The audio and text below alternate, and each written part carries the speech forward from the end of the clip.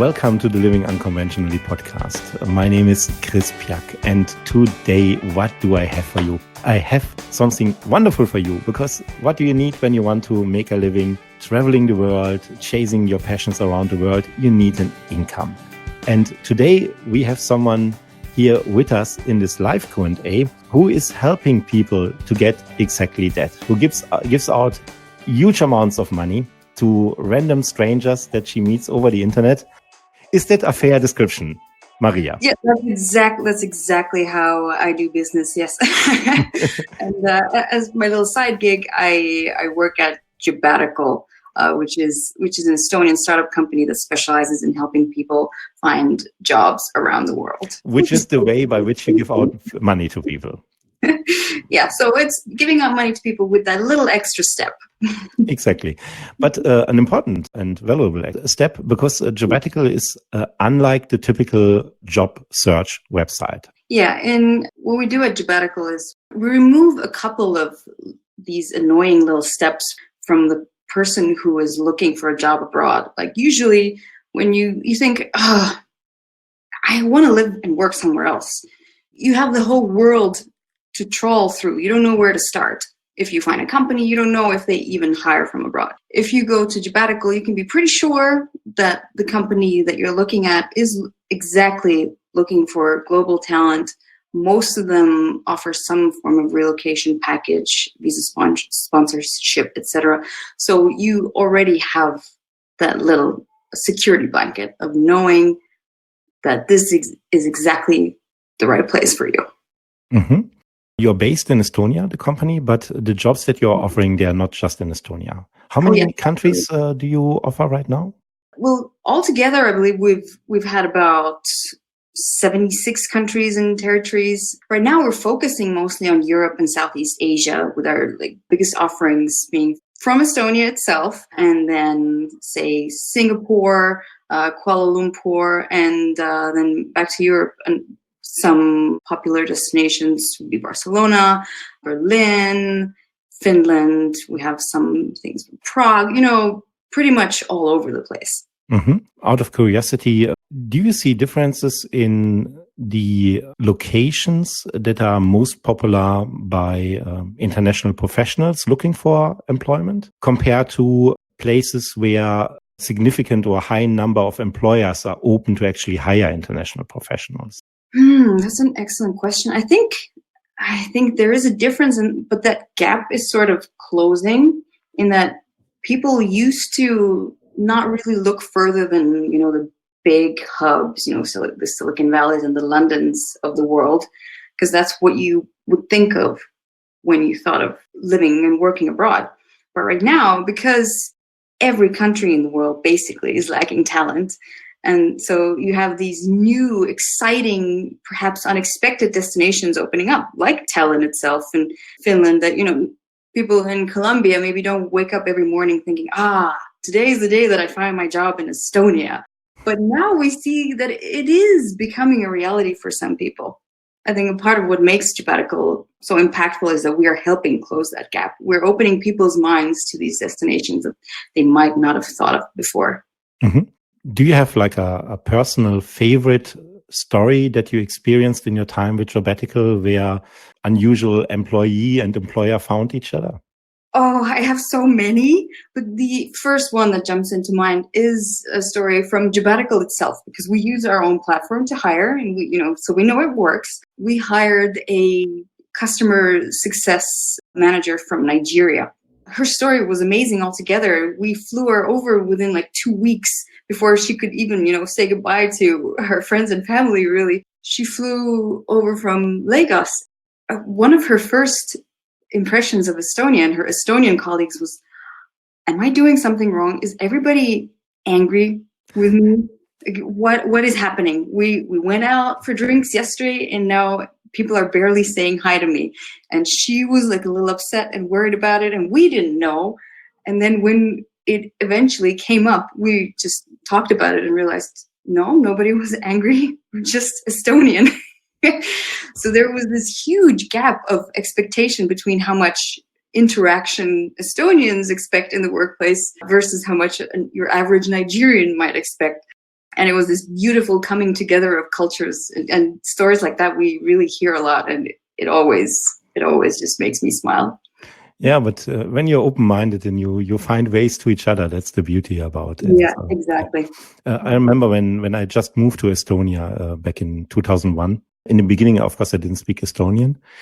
And on top of that, it's not just that the language is different, but also the habits of intonation are very different between, for example, Estonia and Germany. In Germany, when we enter a sentence, we go up with the voice.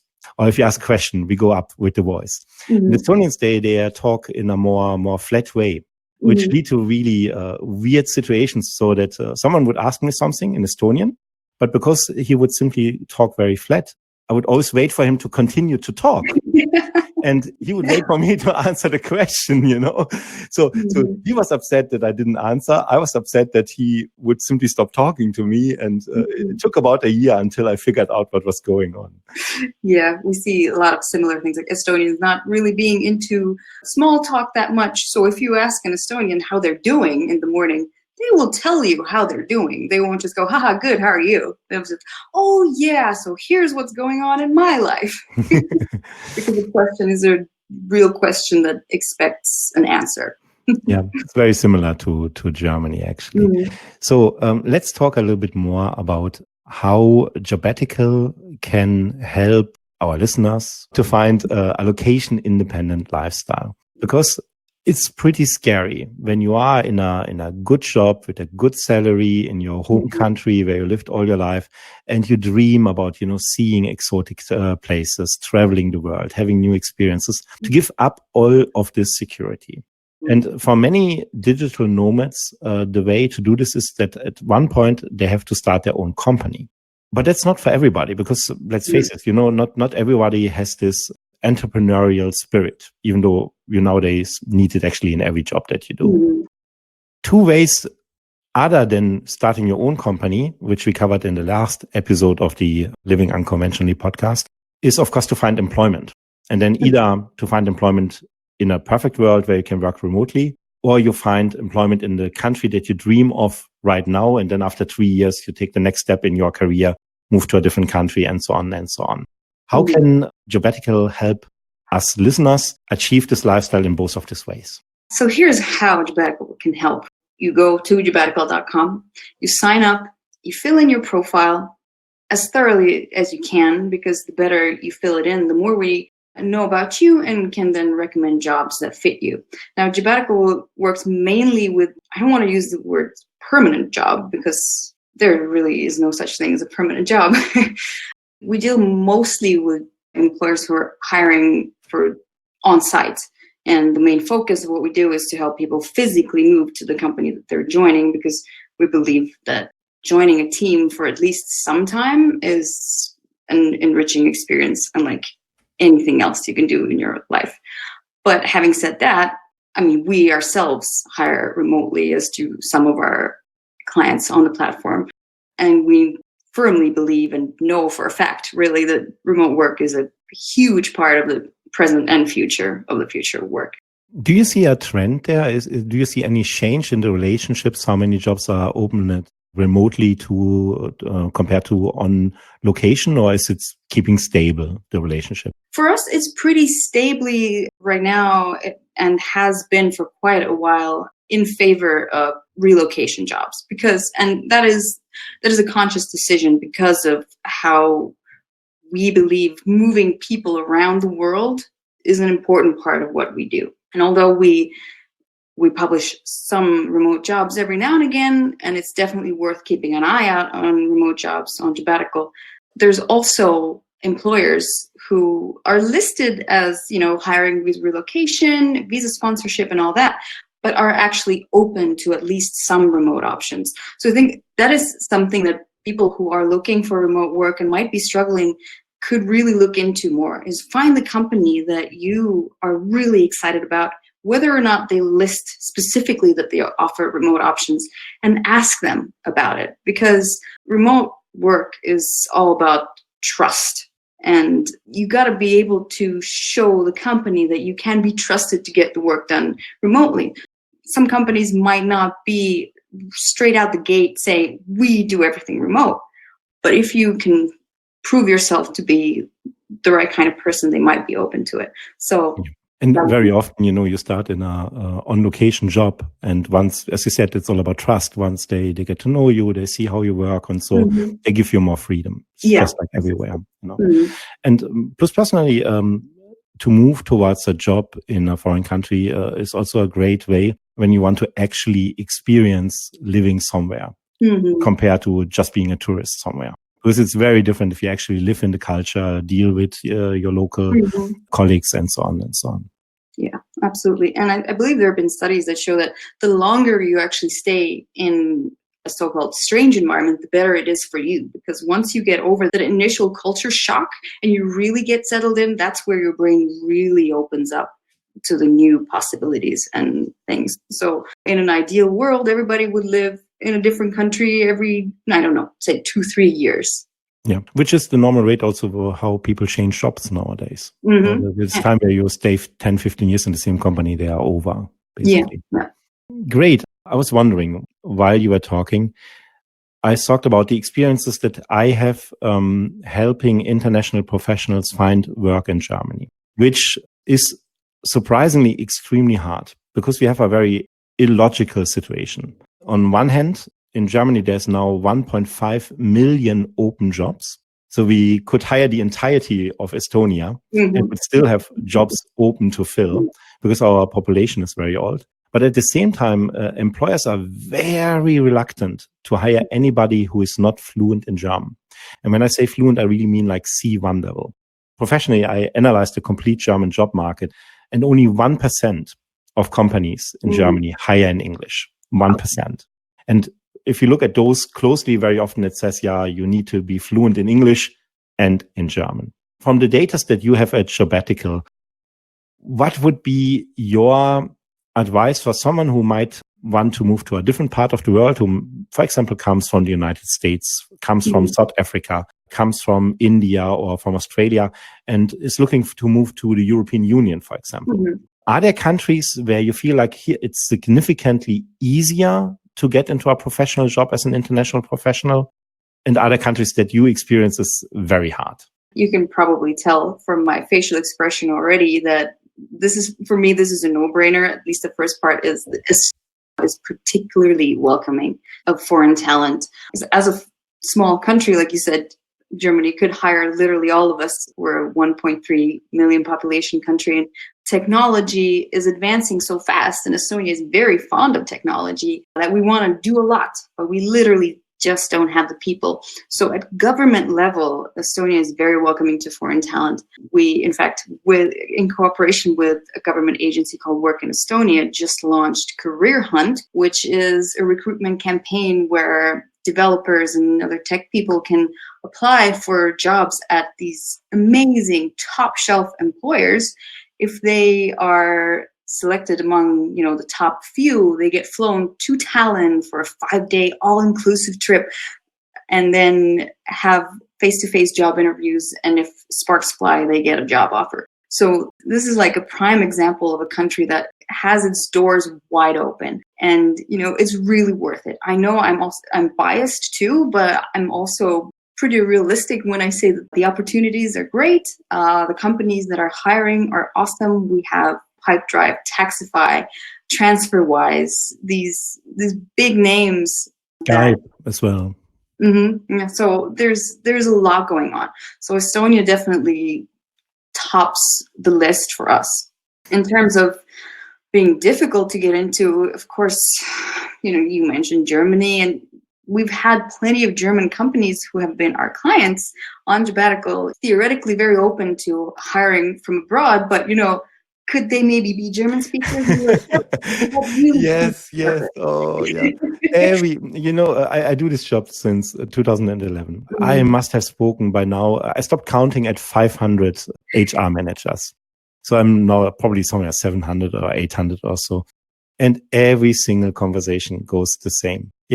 We can't find anybody anymore. It's so much harder than it was 5 years, 10 years ago. We see that 5-10 years from now, a third of our workforce will retire, and we have to find other people. We have to hire internationally. And they do speak some German, right?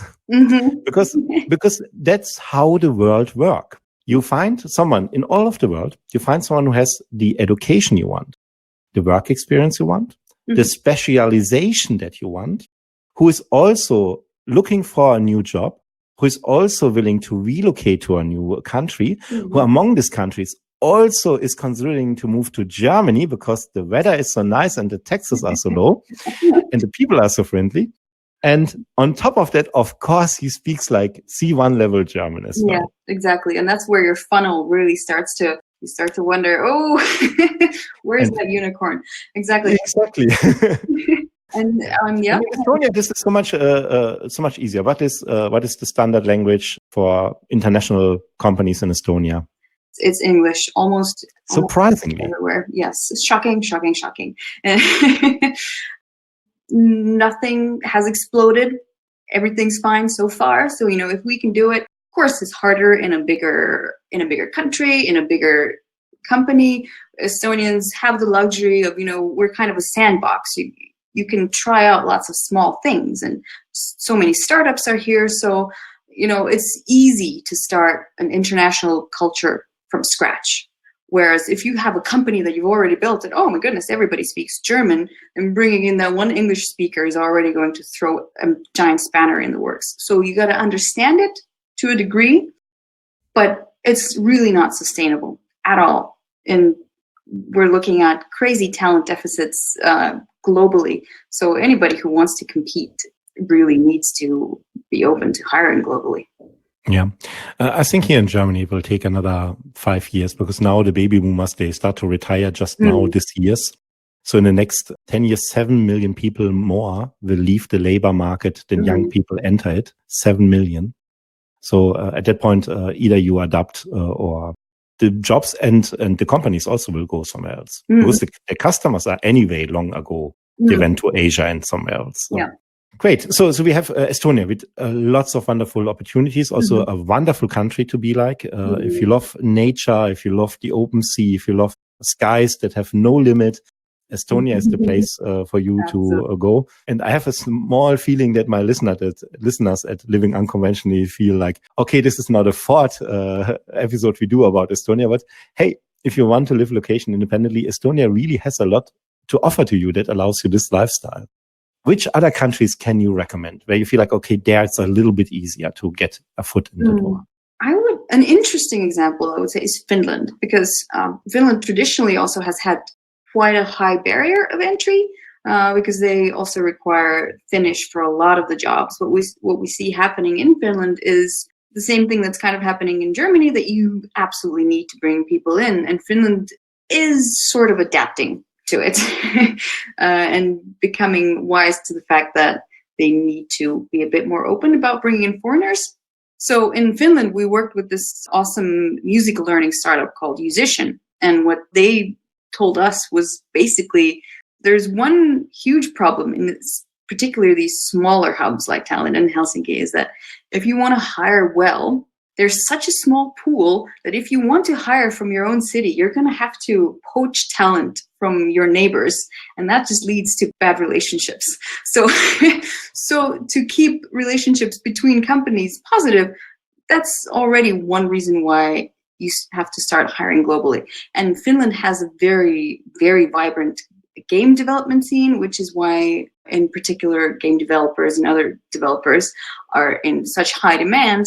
That's where if you are in the tech field, you have a really big leg up. And Finland, like Estonia, is a really good place to live and has, been voted, or not just voted, but actually been studied to be the happiest country on the planet.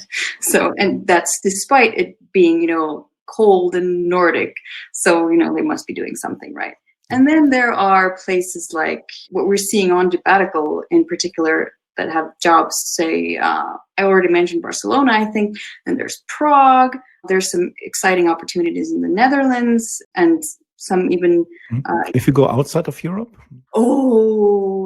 This is the question I've been waiting for, because I would definitely recommend people cast their nets far wider than just Europe. And the two that I would highlight are Singapore and Kuala Lumpur. So Singapore and Malaysia are extremely hot right now, literally and metaphorically. So Singapore, again, you have all the content on the internet that tells you that Singapore is the best expat destination, et cetera, et cetera. And, it all checks out. Plus, you have a crazy talent shortage. So again, if you are in tech, especially in AI or cybersecurity, there's such a vast world of opportunities out there. Now, the drawback with Singapore is the same, I would say, to an extent as is with Germany, that there's like an initial openness, but then, the bureaucracy starts kicking in a little bit. At the same time, we've seen plenty of success stories, and it's absolutely amazing what's happening in Singapore right now. And then Kuala Lumpur, there's one client that we're working with in particular in Kuala Lumpur. They're called Mind Valley. If you are into the living unconventionally lifestyle, then it's something that you might have heard of. They're a company that help people educate themselves in many different ways, and they are a top employer looking on Jobatical specifically for this kind of out-of-the-box, open-minded talent. And they don't just offer tech roles, but they also have content and advertising roles, et cetera, et cetera. So these would be the two locations that I would definitely highlight. One question that I'm curious about, because of course I have some insight here into the German market, is when you look at the number of job applications you get for different professions, one, but also for different countries per job. I won't ask about specific jobs, of course, or specific companies, but when you look at like first professions, like for example, a software developer compared to an PR professional compared to someone working in marketing, on average, how many applications do customers get for one job offer? And are there differences from the locations and differences from the professions? I give you one example, probably company size and how well the company known is a huge topic. I give you one example. I used to hire for Trivago, which is based here in Düsseldorf, my hometown. And they're just insane. They get 40,000 applications every single month. Yeah. So that's when you apply to these really well-known companies, then the competition you face is insane. Oh, yeah. What are your experiences? And your best strategies for job seekers? Like you said, it really varies. There are so many variables. You have the location and the type of job, et cetera, et cetera. So in general, specific numbers are so hard to pin down in this whole conversation. I would say though, tech roles tend to get fewer applications just because good developers notoriously don't really need to be looking for jobs. And also it tends to be anecdotally maybe, but I think there's a kernel of truth in this that, marketers, salespeople, content people, creatives, these are the people who go into this more willingly and therefore they are applying more. So this is where traditionally creative jobs is where you see the most competition. Now, in terms of numbers per company, you see anything from tens to hundreds of applications. It really varies. There are, if you're looking at companies that are really household names or something that has a lot of buzz around it, like for example, the Estonian e-residency program, which, is hiring and has so much hype. You can really get lost in the crowd. We have Estonian startups that are, recently funded and saying, oh, we're harder to get into than Harvard. So yes, for these kinds of roles, you really need to step it up to stand up. The minimum of, a video cover letter and make sure that everything's well edited, well written. You have no room for typos in this scenario at all. So you really have to push the boat out. Of course, I would advise to have a well-edited application wherever you apply. But the truth is that if you are highly skilled, if you are applying for a job that maybe has less crazy demand and less hype, then of course you can get away with more, more mistakes. I have a question that be a little bit unfair question because it's very specific. I have good friends who work as headhunters for SAP professionals, developers. And someone who knows SAP very well and is a developer, they don't apply for jobs at all. Here in Germany, they get job offers, 2 or 3 every single week, a headhunter calls. But this all changes, and again, very German typical is, this all changes once you don't speak German. Mm-hmm. I had clients before in my program. I introduced clients to employers of their choice. So I work for the clients, and I had clients who super experienced SAP developers, worked for SAP themselves in other countries, couldn't get a job in a year here in Germany before they met me.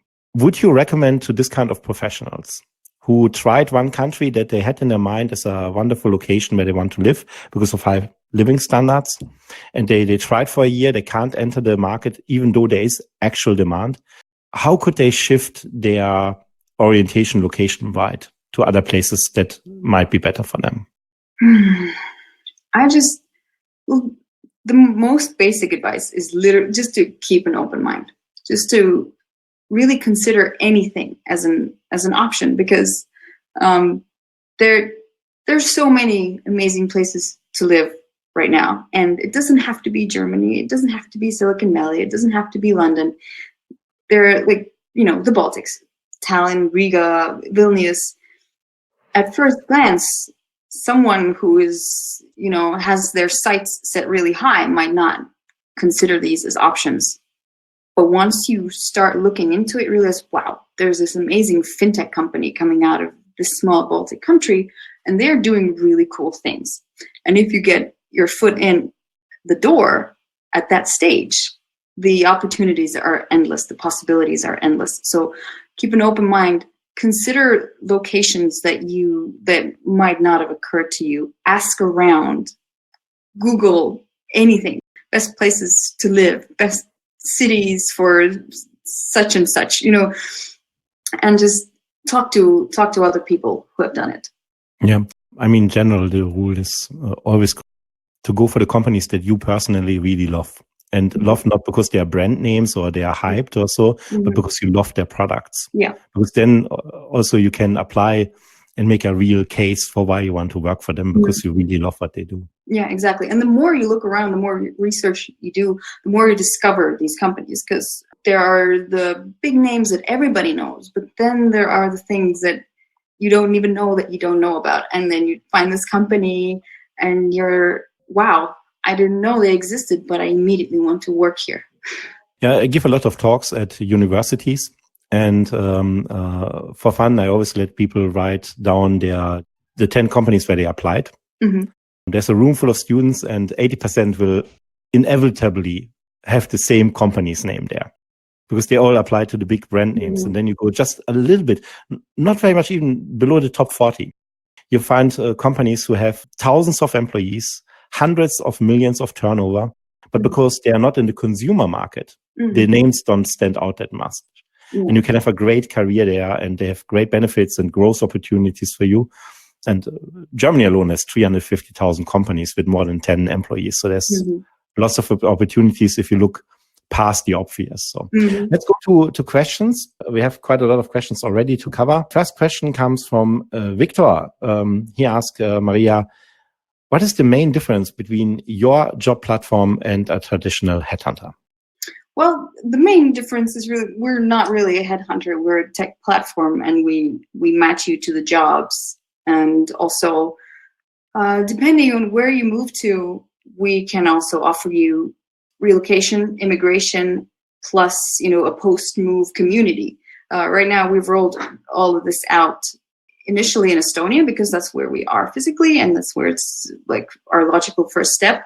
But we do, fantastic seamless immigration and relocation services, plus, an expat community where we offer language classes and walking tours of the city, and, people can ask. Can you give us a few countries where you have particularly strong services? Right now, these two are just in Estonia. We've been testing them out. So, with the ideal, of course, of rolling them out in other countries, but that's that's the future. Good. But, podcasts live forever. So whenever you listen to this podcast in the future, check out jobbatical.com to see what has been changed since we recorded this.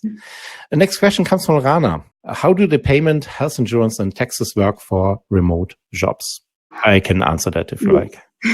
It's very, very simple. Even if you are working remotely, you are hired by a certain company and you have to follow the rules that apply in the country where the company is based. So if you would be hired by a German company as an employee, not a freelancer, you would have to follow the rules of Germany, which means that you have health insurance, you have to pay into retirement funds, and so on and so on. You get a certain amount of holidays guaranteed.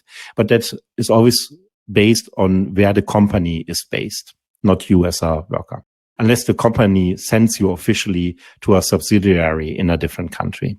So, follow-up question from Rana. At the moment, there are very few jobs, remote jobs at Jobbatical. What other platforms do you suggest for finding global remote jobs? That's a little bit unfair question to ask of you, of course.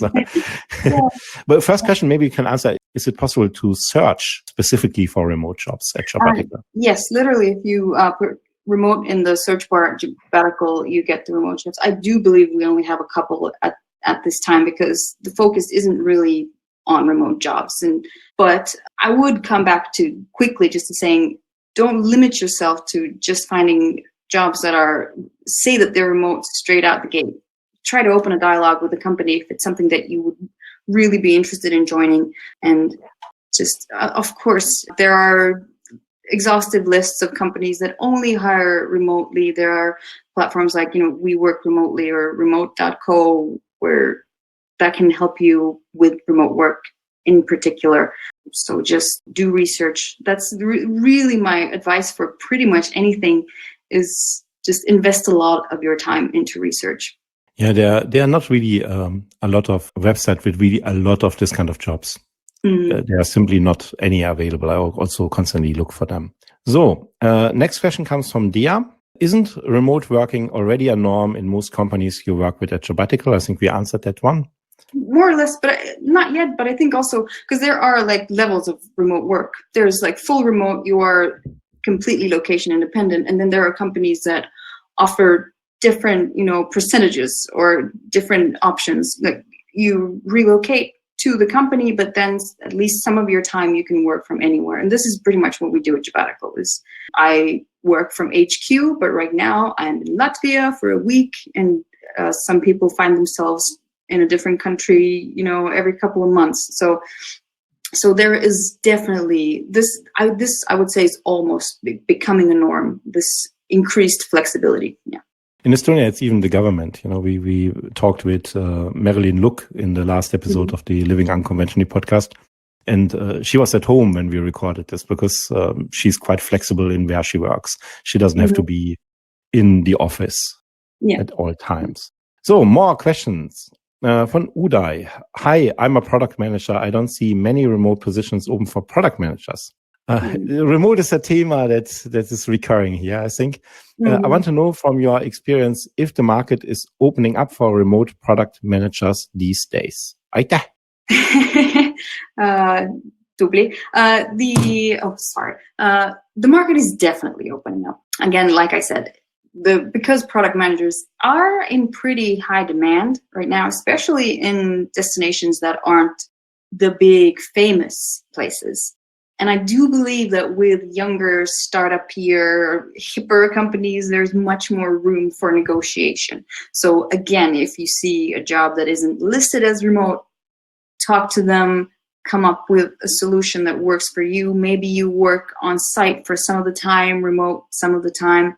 So expand your mind in that a little bit, but also just keep looking and just, even you can write to companies and tell them that, you need to offer this because there is a market out there and I'm awesome and you need to hire me.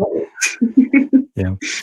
If I might add a word of advice from my experience, finding a job is a lot like dating. Take the girl out for coffee first before you suggest you do something else.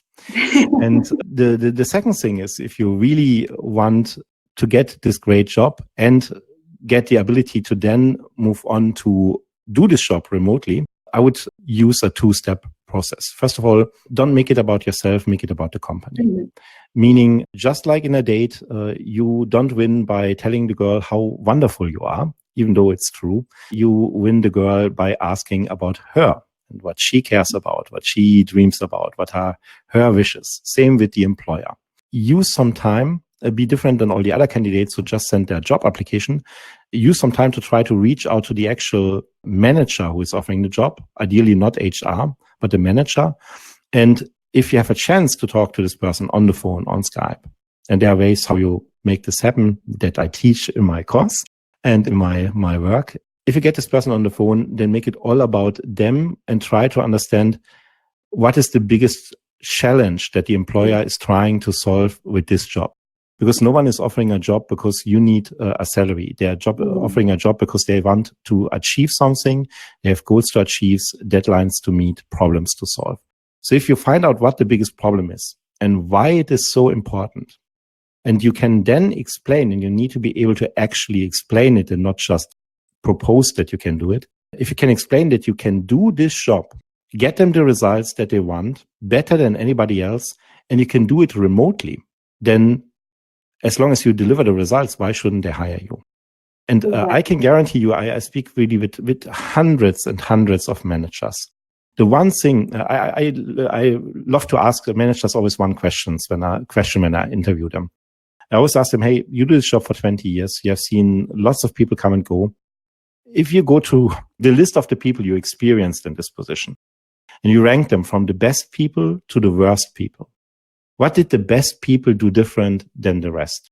They must have done something different. Otherwise, they wouldn't be the best. And the answer that every single manager has given me in 20 years since I asked this question is one of three things. Number one, she takes complete ownership of the product. No? She makes it really her own project and she puts her whole heart into getting the results.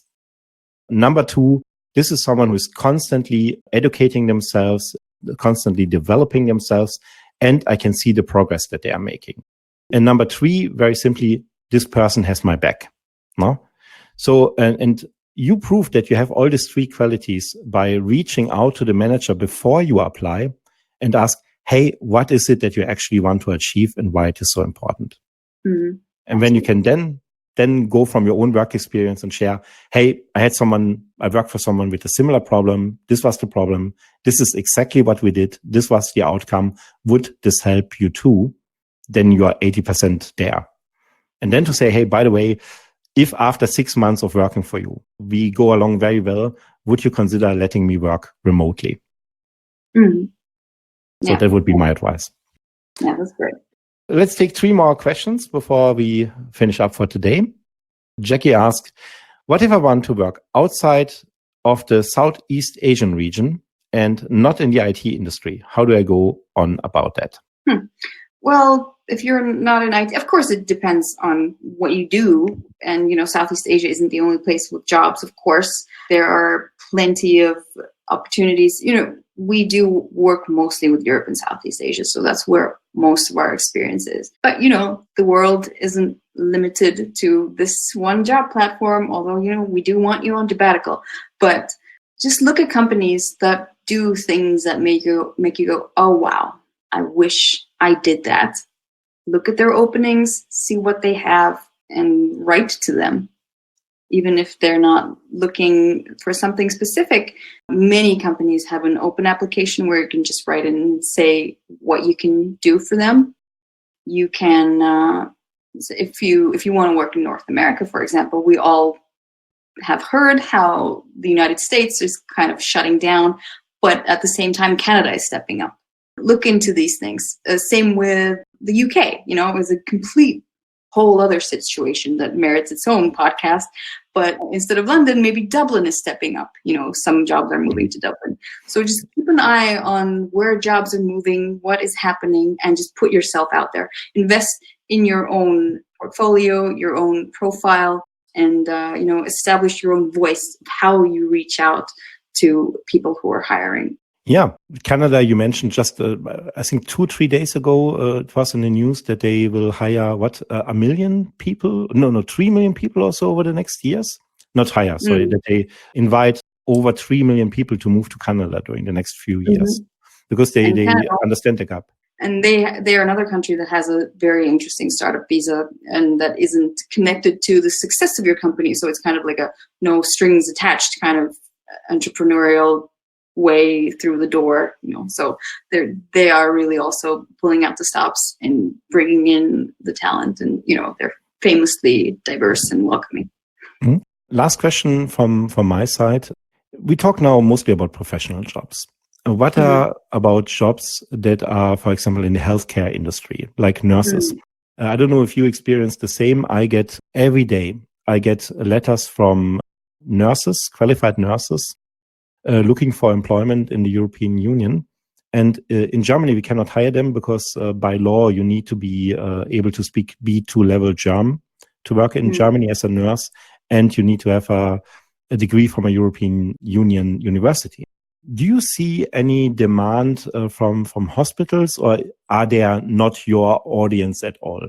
This is really not our audience, I'm afraid. Just in personal experience, I can say the healthcare system in Estonia, for example, could definitely use more professionals. But in all honesty, I don't really know how that works in practice. Great. Maria Lamp from Jobatical was that. Thank you very much for joining us here. If people want to find out more and look for great employers who hire international talent, where do they go? They go to jobatical.com and they go to our blog. They read our resources. They subscribe to our newsletter, and they go to our webinars. Yeah, I just wanted to say you have also wonderful webinars yourself. What's the next one coming up?